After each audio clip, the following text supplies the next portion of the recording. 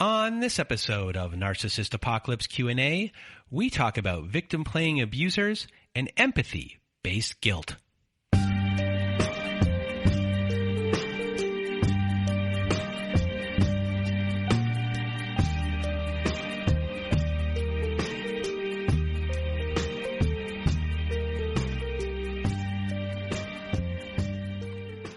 Welcome to Narcissist Apocalypse Q&A, everyone.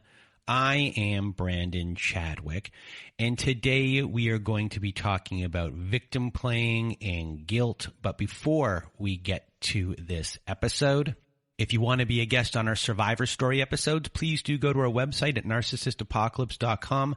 Top of the page, there's a button that says Guest Form. When you click on that button, it takes you to our Guest Form page. There you can read all of our instructions and either send us an email at narcissistapocalypse@gmail.com or fill out our Guest Form and press the Submit button.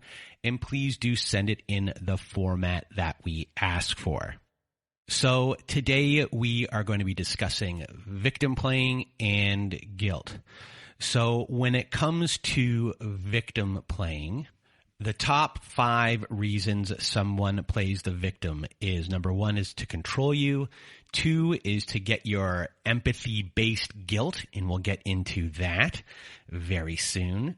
3 is to avoid taking responsibility, 4 is to win arguments, and 5 is to get attention.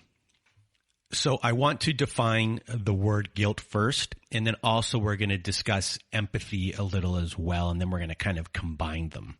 So guilt is a self-conscious emotion involving reflection on oneself, and people may feel guilt or feel guilty for a variety of reasons, including acts that they think they have committed that are wrong, or they might have think they have committed that are wrong, because someone can place that inside your head. There could be a failure to do something that they think they should have done, and also that can be brought back to someone implanting that in your head as well. And then thoughts that they think are morally wrong as well.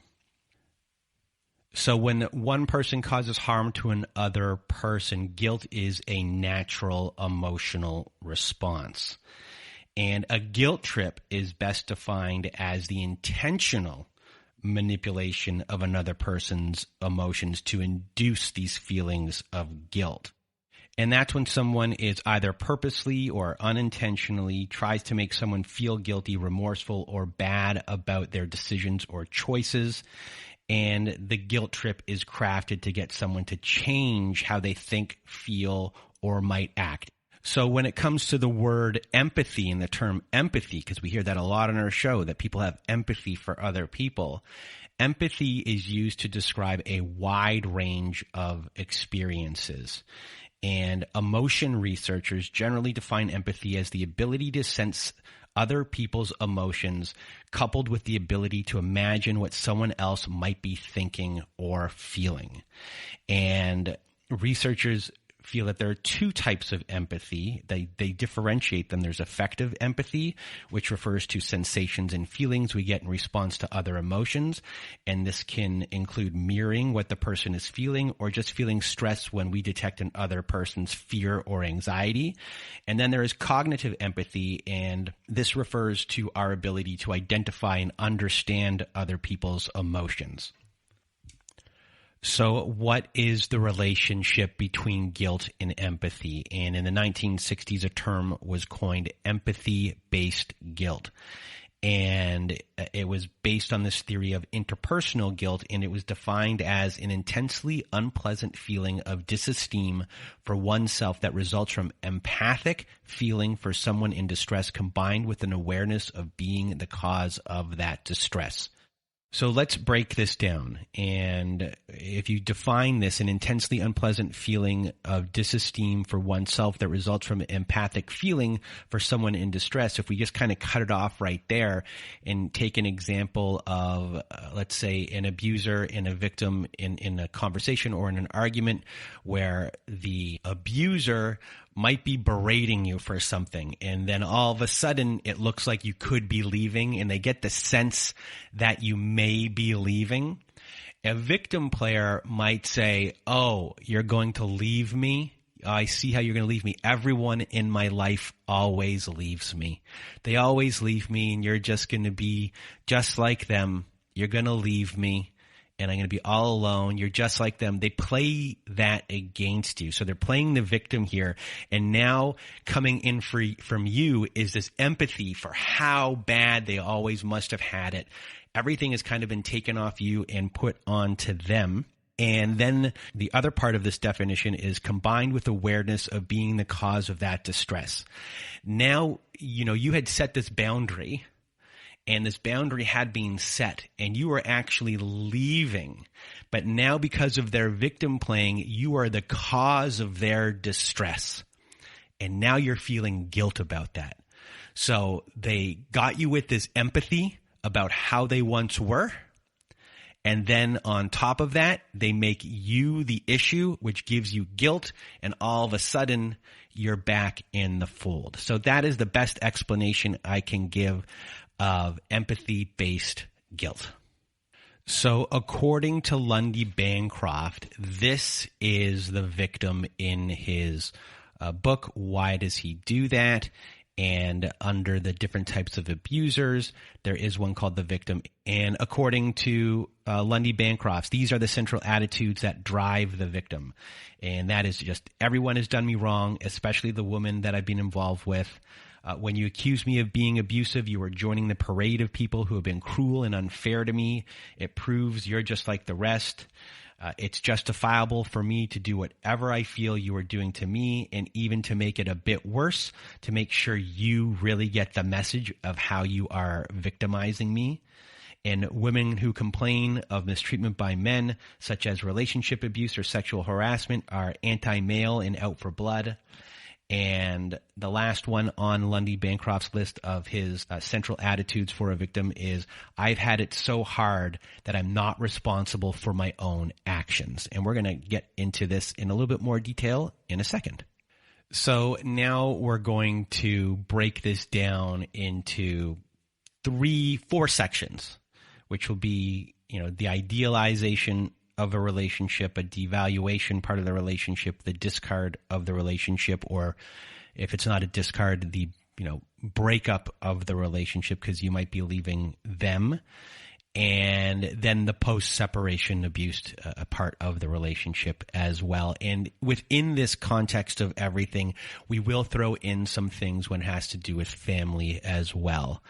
But in terms of a relationship, what's going to happen here is the victim is going to at first make you a hero in a lot of cases. Not every case, but in most cases, you're going to be a hero. Idealization stage, you're up on this pedestal. So you're going to go from hero to complete character assassination when it comes to victim playing, and guilt is going to be their biggest weapon. So at the beginning of a relationship and you're in this idealization phase, a victim-playing abuser might paint their exes in a bad light. Abusers usually portray themselves as this innocent, hurt, blameless, wounded soul caught up innocently in the poor behavior of another partner. And that will, really tug on your empathy right there at the beginning of a relationship. You will be sitting there being like, oh my God, this person has been wronged. I feel bad for them. They might throw in children stuff in there, how they might not be able to see their children.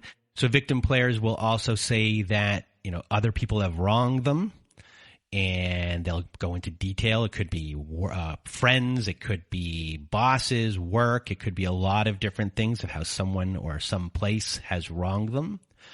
Childhood abuse, most likely, did happen. If they start mentioning child abuse did happen, that is a real thing probably, and you're going to give empathy there as well. And then there's also a lot of the feelings that they might be going through, such as they might be saying, you might be noticing that they feel like they're not good enough, that they might have low self-esteem because of everything that has happened, especially if they've gone through child abuse. And a lot of people want to be a cheerleader for them in these situations. A lot of people want to give them a chance. You have empathy for the victim playing abuser for everything that they've gone through, and you believe their story. and you're kind of just listening and feeling, and you're feeling how they are feeling, and it's someone who might seem like a broken, they just need help with their broken wing, and you are someone who is just a good person and wants to give them a chance, and you want to be their cheerleader and help fix what has happened. And that's kind of where they can really grab you at the beginning of a relationship. And in response to that, you might become their hero, and they might be saying stuff like how very thoughtful you are. No one has ever treated me the way you are. Everyone else is so terrible. Look how amazing you are. And they really start to butter up these things about how great you are in comparison to everything that came before. And you really start to get caught up in this whirlwind of it. The victim player is great at playing the victim, but at the beginning of these relationships, they're also very good at building you up as this person, as this hero, as the savior, as someone that they can't live without. And eventually that will be used to, jab at you, but also used to keep you in the relationship in the long run as well. It can be played on both sides of the coin, and it's a real big trick of the victim player of how they really grab onto you at the beginning of a relationship, capitalize on your empathy, and build you up, only to later on use that empathy as empathy-based guilt. And that guilt is going to play a big reason of why you are really confused within the relationship, apologizing for things that you shouldn't be apologizing for, and being made out to be the bad guy when they're the bad person all along. So when it comes to the beginning of this relationship, the idealization phase, there's so many things that are going on, and the laying of this guilt foundation is happening. They are laying the foundation to try to have you, the victim survivor, prove to them your undying love in order to save the relationship. And they're putting the building blocks in place at this time. You are seeing what triggers them. They're showing you how other people did not love them. And they're really trying to show you how much it takes to love someone who is the constant victim player. And they want you to have deep concern for their struggles. That's how they're going to do it. They're going to play upon your empathy. They're going to play upon then you're using that empathy as empathy-based guilt. And you're going to be in this relationship trying to show how much you love them. And they're going to want you to love them in their way.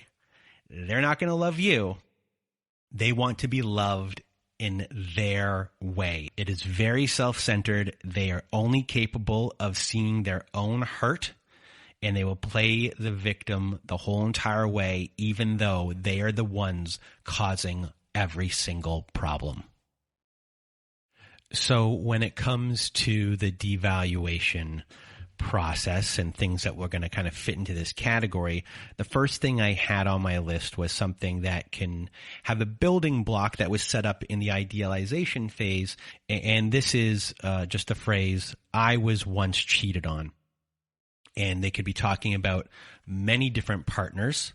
So using that victim playing line right there, they might then, while the devaluation process is going on, really start to have jealousy start showing. They might start texting you all the time. And this can also possibly happen in the idealization phase as well. But they will use this victim playing excuse to start creating this like cell around you, this prison around you. And jealousy is a big part of that. And so they can text you all the time where your whereabouts are. They might have you start cutting off men from your relationships, or if this is a woman doing it to a man, they'll have you start cutting off your female friends. They're going to be really playing the victim here. They're going to be playing on the empathy for what they went through with all that cheating. You don't want them to have to feel that way. All of a sudden you start feeling guilty for hanging out with these other people. And now you have this kind of little prison cell right there. So that's one thing that can happen when it comes to a victim player. So another one that is closely related to this is if a victim player early on in the relationship states that they don't have a lot of friends. They could have been bullied a lot growing up. They were never able to have established relationships, and later on in life, they're just not good at maintaining any sort of friendship. So they might be doing things by themselves or just staying at home. They don't like to go and do what you want to do. And whenever you're trying to have free nights to yourself, you might get a guilt trip that they are home alone. They might not say that they're upset by you going, but you can tell that they are acting in a way where victim playing is going on. And over time, this can get you to stay in the long run because you do not want them to be alone. So these two right here at the beginning are starting to create an isolation tactic where you're not going out as much, and a little bit of a prison is being built around you as far as the victim playing goes. And they're very good at creating that prison without even looking like they're doing anything abusive at all. They're just playing the victim. That's how they're doing it. So when it comes to the devaluation stage and victim playing, sometimes you'll hear these specific statements, and these are probably the most common ones, which are, "You just don't understand me." And when that is said, you might have empathy for them never feeling understood. And at that point, you might start having less agency over your feelings and how you are feeling, and you really go into trying to understand who they are. A victim player might say something like, "This relationship is destroying me." And what they're doing here is that they're implying that you are the culprit in this destruction. And that is meant to, play on your guilt, but also play on the fixer. If you're the problem here, then you're going to be the one that has to fix it. And as we stated before, when it comes to the building blocks of a relationship and the building blocks of laying the foundation of the guilt of this relationship, the abuser is going to try to make it that you will love them in the way that they want to be loved. So if they're going to imply that you are the one destroying this relationship, they're going to figure out how you are going to be the one to fix it and love them in the way that they want to be loved. So that statement might only be 5 words long. "This relationship is destroying me," but those 5 words carry a lot of weight. Another statement that you might hear, very sarcastic ones or passive-aggressive comments like, "Glad you're finally paying attention to me." And right there, like that also, "Glad you're finally paying attention to me." It might not be very long, but that can really play on your guilt. And all of a sudden, you're going to try to love them the way that they want to be loved. And then you'll start to try and fix the situation. And then another one that they might say is, "I do so much for you, so you should do this for me." Again, this is, them playing a victim and working on your guilt. And again, you're going to try and love them and do these things in the way that they want them done. So they really just want you to go above and beyond what is possible, and they will never be satisfied. And another statement that they might use against you is a kind of a kernel of a truth, or bringing up a past mistake, if you can consider it a mistake. They can say like, "You never do anything good for me, just like that time you forgot to bring the eggs home that I asked you to get, and you forgot them because you don't care about me." And that brings in a kernel of truth right there. And then all of a sudden, again, you're going to try and overdo things to give them the love that they want. And they're bringing up something in the past that was an honest slip up. Everyone forgets something all the time. I forget what I had for lunch, And this one right here is a pretty big statement to do something like that, bring up past mistakes with a kernel of truth, because that kernel of truth is attached to it. So there's something tangible there for you to kind of hang on. Yeah, I did do that. And now they're playing the victim, and boom, once again, you're overdoing things for them. So another thing that a victim player abuser might do is they might make you responsible for their anger. So you might hear things like, it was your fault I hit you, or it was your fault I yelled at you. So all of a sudden, even though that they were the person who was abusive, they put you in the position of being the abuser. So they're really making you responsible for the situation. So this paints the victim as the problem causer of the relationship, and it causes the victim to second guess themselves. So what they're really doing here is avoiding responsibility as a whole. Everything they're doing is now your fault. They are the victim of you. They're doing everything they can to avoid responsibility. An abuser will tell you stories about how angry that the victim made them, and that their anger was justified by their partner's action. And when we hear a lot of stories of abuse and survivor stories, a lot of the time you will hear how a victim, a survivor of abuse, will often stress how hard they work to prevent their abuser from getting angry or to be in a position of anger. So here is something where the actual victim of the abuse is taking it on as their responsibility in this situation. So another tactic in this devaluation stage is when an abuser is manipulating their partner to make them happy. And you might hear the words, if you cared about me, you would do this for me. And this plays on the love, on the happiness. And a victim will really work tirelessly to make the abuser happy and really become guilt-ridden if they fail in the process.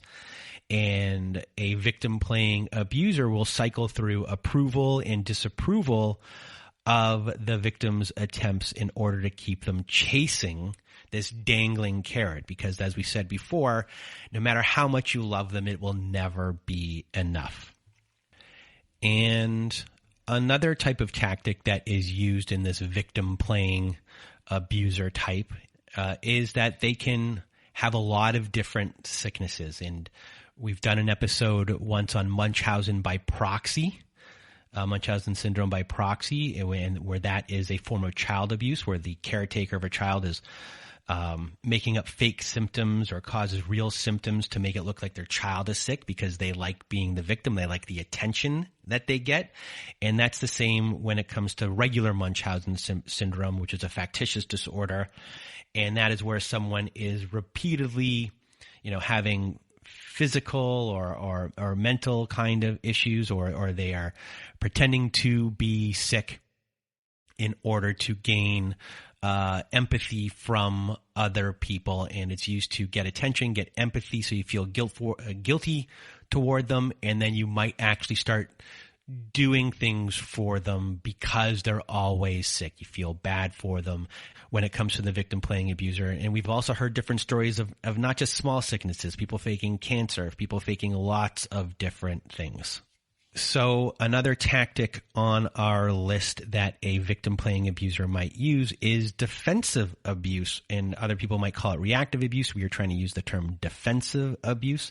So this occurs when the victim survivor reacts to the abuse that they are experiencing, and the victim survivor may yell, toss things, shout out some insults, or even lash out physically at the abuser. And the abuser then retaliates by telling the victim survivor that they are in fact the abuser. And the victim survivor in this situation is really just creating like a defense, and they're reacting to the abuse of the real abuser in this situation. So what happens here is they've switched roles, and all of a sudden the victim survivor might feel that they are the actual abuser, and they could feel bad for what they have just done. And it's been a complete flip in this situation, and it really can play with someone's mind when you're a victim survivor when this happens, because all of a sudden there's this real tangible thing that you can hold on to that can be seen, that you did, react in this way, you did defend yourself in this way, and that can be then used against you. And it's a flip, it's a form of gaslighting in a lot of ways. And it's a real big tactic and trick that a victim playing abuser can use against you. It's in their arsenal. And when these things happen, this can, go into the pocket of the abuser, and they can bring it back later in time saying, remember when this happened, how you reacted when this happened, you're the crazy one, you're the one that needs help. And then they can also use these defensive reactions as an excuse to go to police or even file protective orders of their own. So it's a real big issue, this one, and victim playing abusers are very good at it. It really is like the ultimate in blame shifting, this type of event. So another tactic that can be used in the devaluation stage by a victim playing abuser, and this can also be used in family situations as well. We hear this a lot in family situations, is look at how much I've sacrificed for you. And, that immediately puts them into this kind of martyr stage that they've been, doing all of these things for you. You might hear the term ungrateful. It puts the victim playing abuser, it paints them in the light as being wronged by you, as they are the victim of you, that you might have taken advantage of them, and that in response to that, you need to give them more. When it comes to this, a tactic that could be used in response to this is stonewalling. A silent treatment might be going on. And in this case, when this happens, you feel again like you've done something wrong. They're not communicating with you. They're making you feel guilty about something that never existed. And they will do that stonewalling. They will do that silent treatment. They will have you coming to them because you want them to talk, but they're doing their best to make it look like you're the one that has caused the problem, and now you're just trying to get them to talk so you can fix it. They've done a really good job of flipping things around here, making you feel guilty, and now they are the victim of you. Another statement that might be used during the devaluation stage that comes from the victim player is, I treated you this way because of how I was raised. So they're not specifically blaming you in this situation, but they are blaming how they were raised. They're not taking responsibility for what they have gone through. And their hope here is that they can then kind of go down this rabbit hole of how they were raised, and you'll start tending to their needs. You'll stop thinking about the abuse that happened to you, and all of a sudden you're focused on their world and fixing their world, because their world and the love that they need is all that matters to them. So another abuse tactic that is used by a victim playing abuser is that they like to one-up negative experiences. So if you as an abuse victim are actually having a bad day, this person might say that their experience was worse. Or you think that's bad, listen to what's happened to me. Oh, that's nothing. Here's what's going on in my life. Here's what happened to me in my childhood. So they're negating your experience. They're minimizing your experience of maybe this thing that happened to you that day.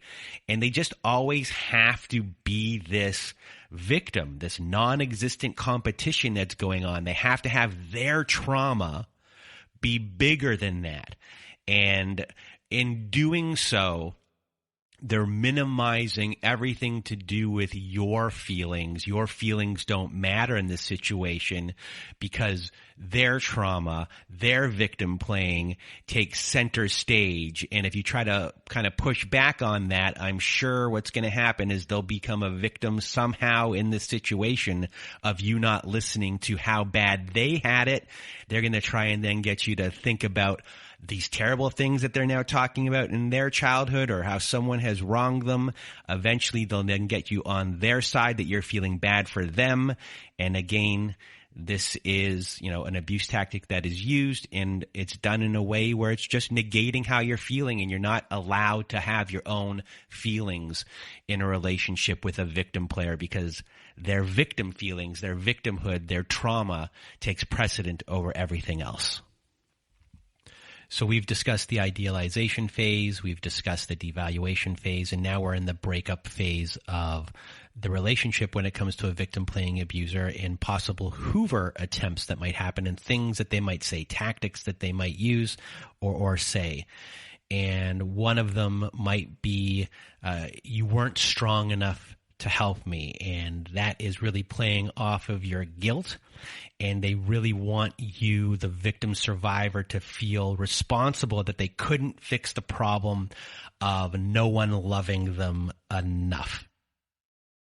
And if they can do that, if they can really work on you saying, no one loved me enough and you have failed at loving me enough just like everyone else, they're hoping that that guilt, that empathy, which is the empathy-based guilt, can really set in and that you'll stay in the relationship.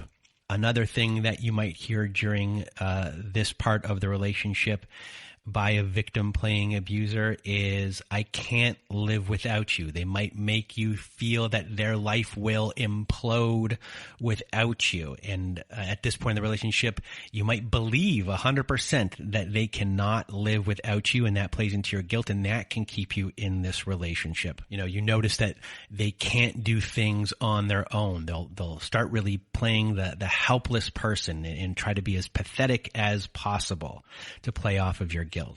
You might hear suicide talk at this time, self-harm talk at this time, which will also play on your guilt to stay in this relationship, that they really can't live without you. They don't want to live in this world without you. Plays on your guilt, keeps you in this relationship. They might say, how can you do this to me, to play off the guilt?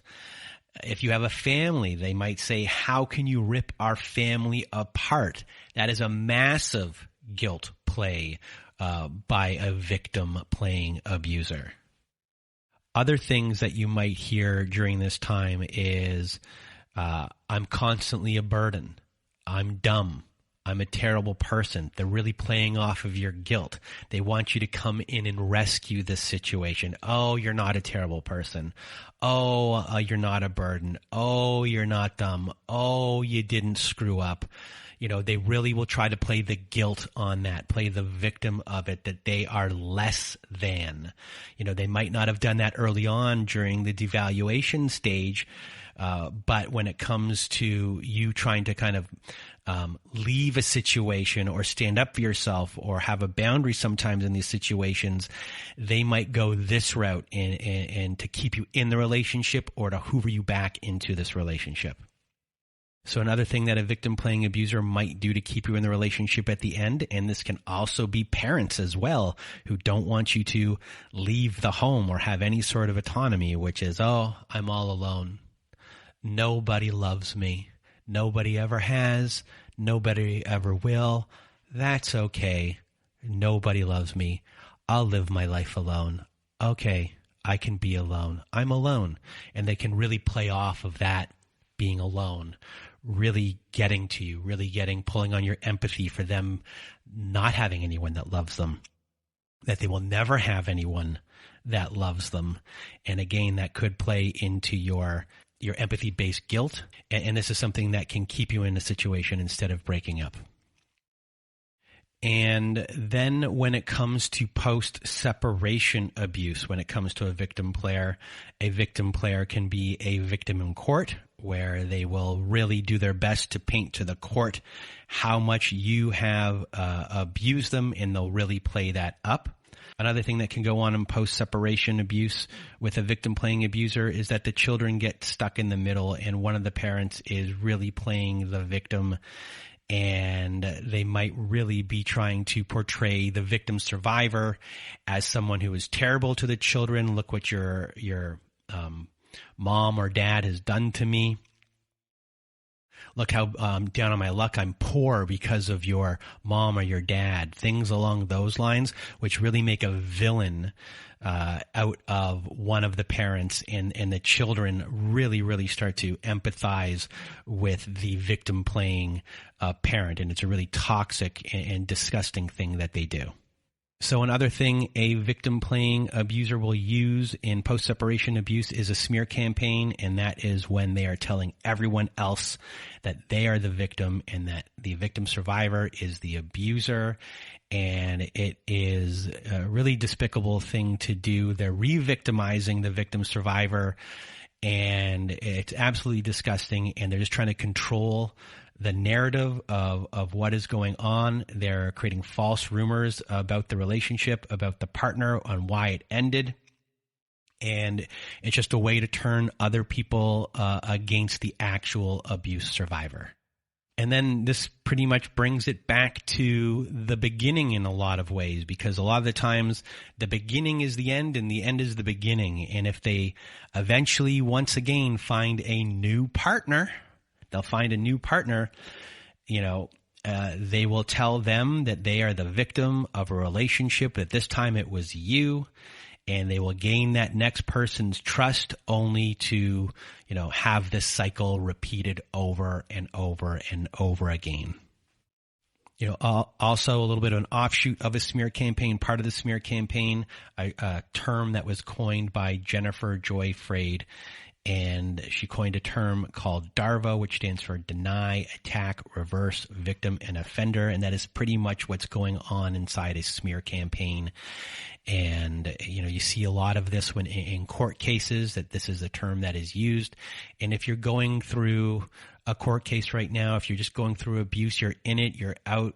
I hope this episode resonated with you. You found it educational. My heart goes out to all of you who have gone through it, who are dealing with it right now. And I really just hope that you found this episode useful and helpful. And, that's our episode for today about victim playing abusers, empathy, guilt. And I really do hope that you enjoyed it. And if you want to be a guest on our Survivor Story episodes, please do go to our website at narcissistapocalypse.com. Top of the page, there's a button that says guest form. When you click on that button, it takes you to our guest form page. There you can read all of our instructions and either send us an email at narcissistapocalypse@gmail.com or fill out our guest form and press the submit button. And please do read all the instructions and send it in the format that we ask for. Also at our website, we have our very own support group. So if you need support, go to our website at narcissistapocalypse.com. Top of the page, there's a button that says support group. When you click on that button, it takes you to our very own safe social network, where you will see that we have Zoom meetings every Wednesday night, Thursday afternoons, and Saturday nights. We have forum boards for you to post on to get the validation that you need and to validate other survivors as well. That is at narcissistapocalypse.com. Top of the page, there's a button that says support group. Click on it and we will see you there today. And if you need even more support, please do visit our friends at domesticshelters.org. There they have articles and resources to help you make sense of what you are going through. They have every website, every phone number, every email address for shelters and agencies, no matter how big or small the town you are in.